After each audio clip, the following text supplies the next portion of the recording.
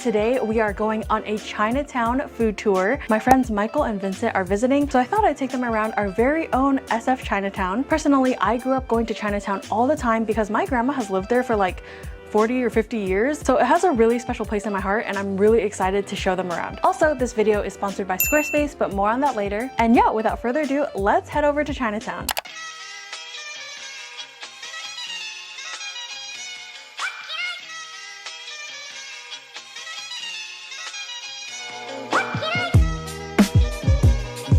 Okay, so for our first Chinatown stop, we went to Good Mong Bakery. I'm sure a lot of you guys have heard of this place before because it's super famous, and I actually featured it in my SF Cheap Eats video like 3 years ago. So this place has been around for a long time, and my family used to come here all the time too growing up. It's just like a little to-go dim sum place, and it's known for having really big, really yummy, and really cheap dim sum. But since it's just to go, we wanted a place to sit down, so we're actually at this boba shop, and don't worry, we got a drink too. But yeah, we got this huge platter of dim sum. Here we have some siu mai, ha gao, some shark fin dumpling, which I'm sure is not actual shark fin, and a sticky rice bun because we were really curious about that. So first off, let's try the siu mai, and immediately I can tell you guys that this siu mai is a lot smaller. They definitely shrank the size because they used to be like this big, and I used to have trouble even taking a bite because it was so big. I get it, inflation. So anyway, let's give it a try.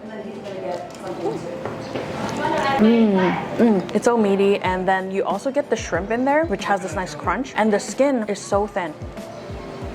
Always a solid choice. You cannot go wrong with siu mai. Next up, we have the ha gao. I also think these shrank a little bit. I think the siu mai shrank a good amount, like maybe at half the size, but this one is like 2/3 the size it used to be. You have that really nice crystal wrapper, soft and chewy, and it just holds in those perfectly juicy shrimp on the inside so nicely.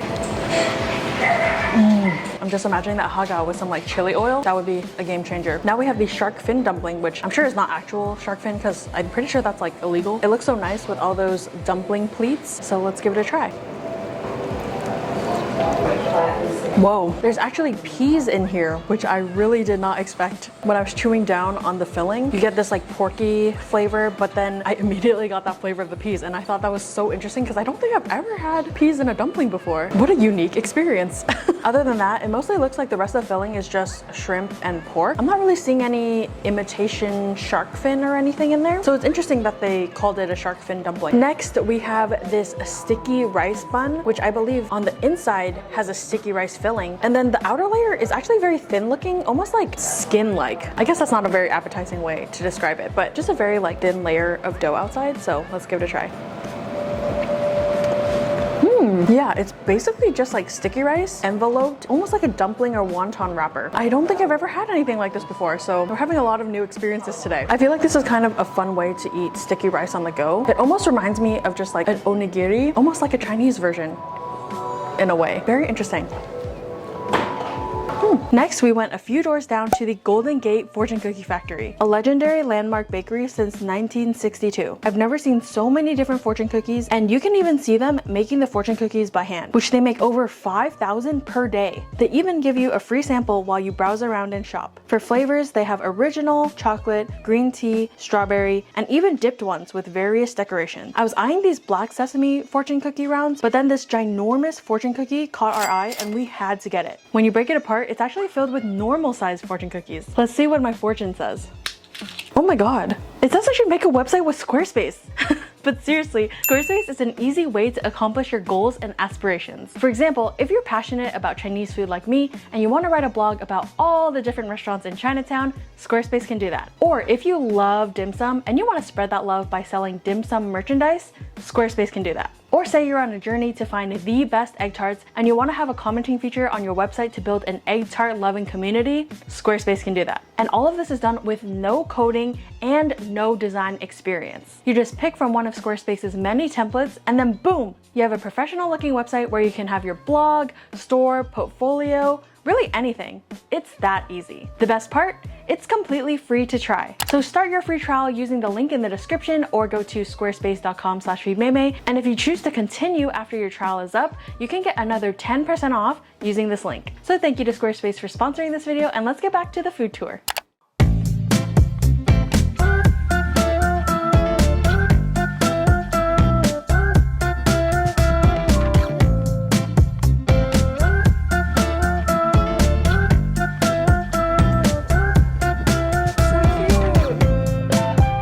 So I know I featured this spot in last week's video, but there's no way I could do a Chinatown food tour without coming here. This is Kam Po Kitchen and I've been eating here for years. It's one of my favorite underrated restaurants in Chinatown. My favorites are their char siu barbecue pork plate, which is super juicy and tender, not to mention only $9.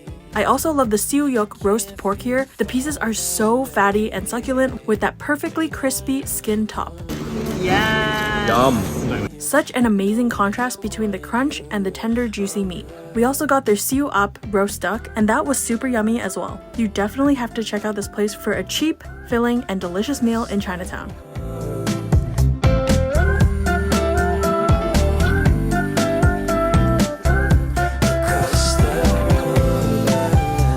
Lost in a daze, I caught your sudden gaze, and time it started racing.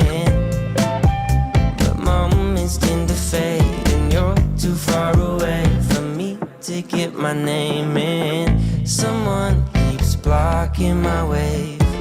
Oh wait, they don't even have. Oh, Vincent, right there. Wow, that's so cool. Oh, we're not gonna get it. Apologies for this interesting angle, but we have a lot of goods that didn't have places to sit, so we're kind of makeshifting an area to sit. But first up, we went to Soon. It's like a souvenir shop, but they sell some drinks and some other like pastries as well. But I was really interested in their youtiao hot dog. Last time I tried to come, they were like out. So I'm glad that today we're finally gonna get to try it. Basically, we saw her cut open the youtiao and then put in some pickled vegetables and then layer in this huge hot dog, put some more pickled vegetables, and then with a drizzle of mustard. It also comes with a side of juk, also known as congee. Let's just go ahead and try this. Oh my gosh, I don't even know how to attack this thing. Cheers.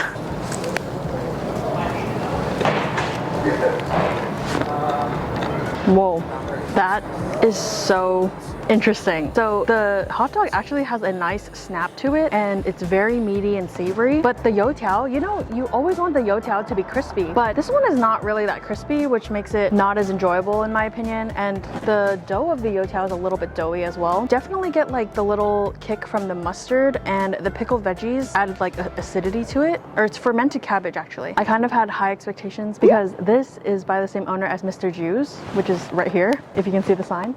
Yeah, overall, very interesting. Would I recommend it?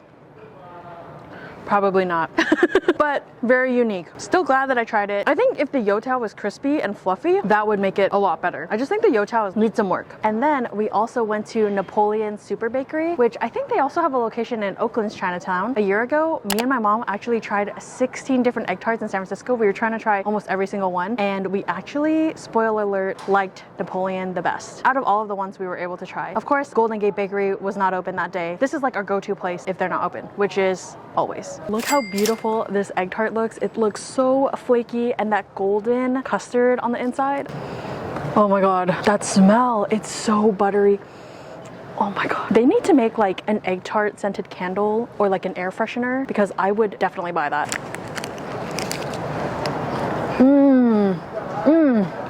Crust is so flaky and buttery, and the inside custard is jiggly but not too jiggly, you know, has a nice sweetness and an egginess to it, and it's very creamy as well. Low-key, I want to go back and buy some more.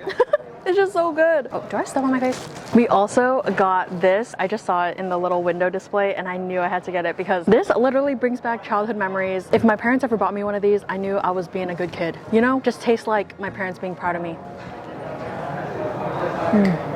The bun is a little bit sweet, it has a nice chew to it, and then the savoriness of the hot dog balances it out really well.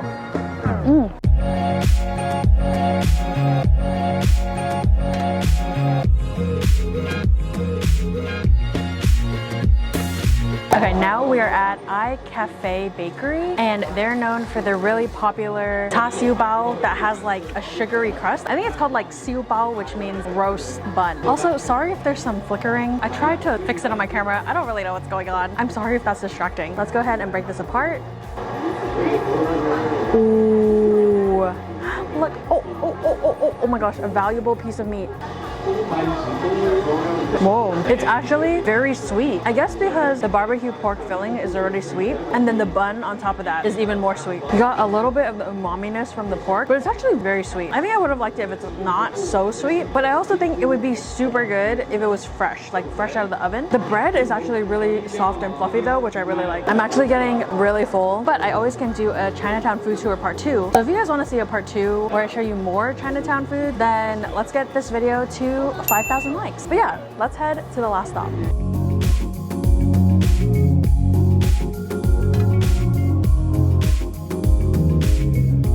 So I got jasmine milk tea with boba. Kumquat green tea.